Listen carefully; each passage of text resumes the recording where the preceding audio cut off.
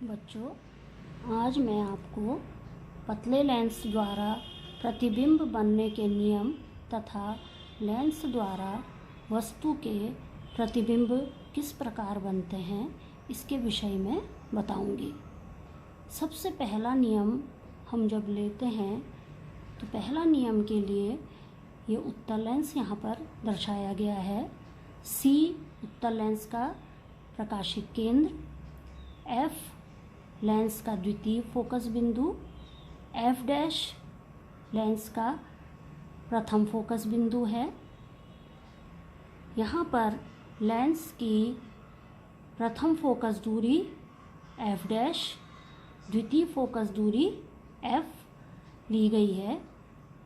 दोनों फोकस दूरी हम यहाँ पर बराबर लेते हैं। चित्र बनाते समय हमें ध्यान रखना है कि C से F की दूरी तथा C से F डैश की दूरी बराबर होनी चाहिए।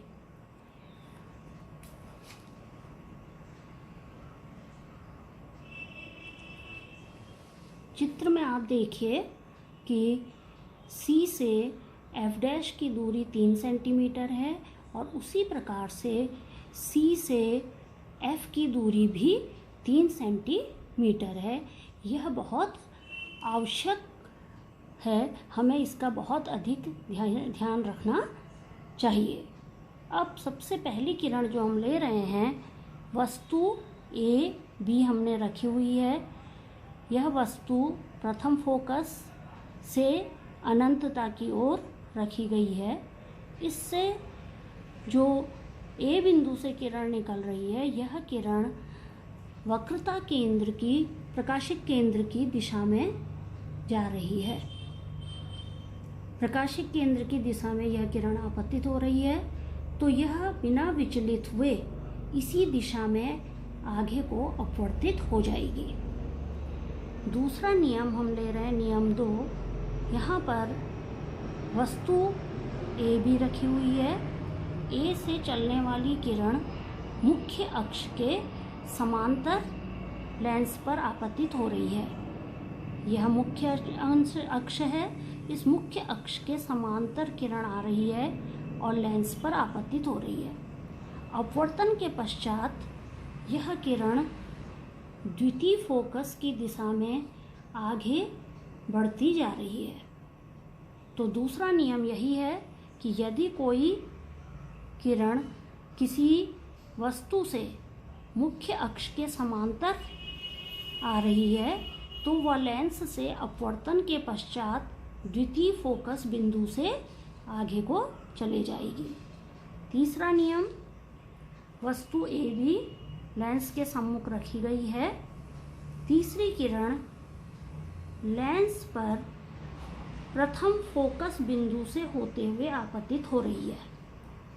A बिंदु से F से होते हुए लेंस पर आपतित हो रही है और यह किरण अपवर्तित होकर मुख्य अक्ष की दिशा में आगे को बढ़ जा रही है। तो तीसरा नियम यही है कि यदि कोई प्रकाश किरण किसी वस्तु से फोकस बिंदु से होते हुए लेंस पर आपतित होगी तो वह अपवर्तन के पश्चात मुख्य अक्ष के समांतर चली जाएगी। तो इस तरह से इन 3 नियमों का ध्यान हम रखेंगे जब भी हम किसी वस्तु का प्रतिबिंब लेंस द्वारा बनाएंगे। अब हम किसी वस्तु का प्रतिबिंब उत्तल लेंस से प्राप्त करेंगे। इस चित्र में हमने वस्तु रखी हुई है। यह वस्तु AB लेंस से कुछ दूरी पर रखी हुई है। यह F डैश और 2F डैश के बीच में रखी हुई है। 2F डैश F डैश की दुगनी दूरी पर स्थित होगा। जैसे पहले चित्र में हमने प्रकाशिक केंद्र से F डैश की दूरी 3 सेंटीमीटर ली, तो 2F डैश की दूरी हम 6 सेंटीमीटर लेंगे। इस प्रकार देखिए आप, C से F डैश की दूरी 3 सेंटीमीटर और C से 2f' की दूरी 6 सेंटीमीटर। इसी प्रकार राइट हैंड साइड भी हम दूरी लेंगे। C से F की दूरी 3 सेंटीमीटर, C से 2F की दूरी 6 सेंटीमीटर। तो किसी भी लेंस से चित्र बनाते समय हमें इस बात का अवश्य ध्यान रखना है। वस्तु AB रखी हुई है। AB से हमारी किरणें चलकर लेंस में आपतित हो रही हैं। तो प्रतिबिंब बनने के लिए हमें 2 प्रकाश की किरणें लेना आवश्यक है। तो किन्हीं इन 3 में से हम किन्हीं भी 2 प्रकाश की किरणों को ले सकते हैं और यह किरणें लेंस में आपतित हो रही हैं। पहली किरण मुख्य अक्ष के समांतर आ रही है। यह अपवर्तन के पश्चात द्वितीय फोकस से होते हुए आगे को बढ़ गई। दूसरी किरण प्रकाशिक केंद्र की दिशा में लेंस पर आपतित हो रही है, बिना विचलित हुए इसी दिशा में आगे को अपवर्तित हो गई है। तीसरी किरण A बिंदु से F' से होते हुए लेंस पर आपतित हो रही है और अपवर्तन के पश्चात मुख्य अक्ष के समांतर आगे को बढ़ जा रही है। तो इनमें से हम कोई भी 2 किरण अगर लेते हैं तो 2 अपवर्तित किरणें जिस बिंदु पर एक दूसरे को प्रतिच्छेद करती हैं उस बिंदु से हम मुख्य अक्ष पर एक अभिलंबवत रेखा खींचेंगे। तो यह यहाँ पर प्रतिबिंब की स्थिति को प्रदर्शित करेगा। तो इस प्रकार A', B' वस्तु A, B का उत्तल लेंस के द्वारा बना हुआ प्रतिबिंब है। अगली जो मुख्य बात हमें ध्यान में रखनी है, यदि प्रतिबिंब मुख्य अक्ष के नीचे बन रहा है तो यह वस्तु से उल्टा होगा। यह वस्तु में तीर का निशान ऊपर को है तो इधर हमने तीर का निशान नीचे को लगाया है। यह दर्शाता है कि वस्तु का प्रतिबिंब उल्टा है। तो यदि प्रतिबिंब मुख्य अक्ष से ऊपर बनेगा तो यह सीधा बनेगा और मुख्य अक्ष से नीचे बन रहा है तो यह प्रतिबिंब उल्टा बन रहा है। तो मैंने यहाँ पर आपको 3 किरणें दिखाई हुई हैं, लेकिन आप इन तीनों में से कोई भी 2 किरणें लेंस पर आपतित करेंगे और उनसे जो 2 किरणें अपवर्तित होती हैं वो दोनों किरणें अपवर्तन के पश्चात जिस बिंदु पर प्रतिच्छेद हो रही हैं उस बिंदु पर हमें वस्तु का प्रतिबिंब प्राप्त होगा। तो ये चित्र जो हमने दर्शा रखा है इसमें हमारे प्रतिबिंब की स्थिति क्या है ये हम देखेंगे। तो प्रतिबिंब की स्थिति हम देख रहे हैं, ये 2F बिंदु है और इससे ये अधिक दूरी पे बन रहा है राइट हैंड साइड। तो इसकी स्थिति है आपकी 2F व अनंतता के बीच में। दूसरा हम वस्तु की प्रकृति देखते हैं। प्रकृति में हम देखेंगे कि ये 2 अपवर्तित किरणें जो हैं ये वास्तव में एक दूसरे को प्रतिच्छेद कर रही हैं। अतः यहाँ पर जो प्रतिबिंब बनेगा इसे हम कहेंगे यह वास्तविक प्रतिबिंब है। अगला हम देखेंगे प्रकृति प्रतिबिंब की कि यह वस्तु की तुलना में उल्टा बना हुआ है, अतः प्रतिबिंब उल्टा है। तीसरी प्रकृति हम वस्तु की देखेंगे कि यह वस्तु से लंबाई में बड़ा है।